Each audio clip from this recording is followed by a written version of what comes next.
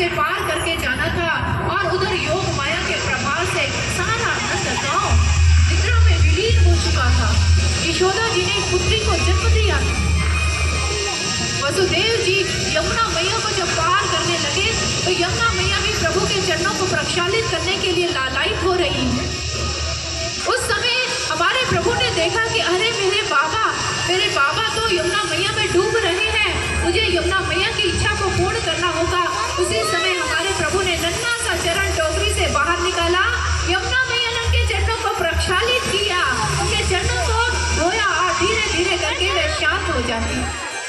और जैसे ही गांव पहुंचते हैं, उस नीलमणि को यशोदा के बगल में रखते हैं और उन्हें टोकरी में डालकर, उनकी पुत्री को टोकरी में डालकर वापस कारागार में आते हैं। और जैसे ही आए तो पुनः जंजीरों में जकड़े जाते हैं।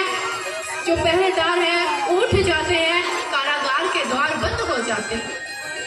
जैसे ही कारागार में वह बालिका आई तो उसने जोर जोर से रोना प्रारंभ कर दी।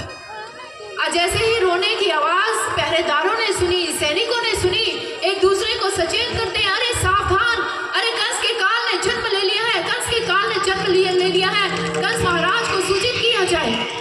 कंस को सूचित किया जाता है, महाराज कंस देवकी और वसुदेव की 8वीं संतान ने जन्म ले लिया है, शीघ्र चलिए महाराज, शीघ्र चलिए।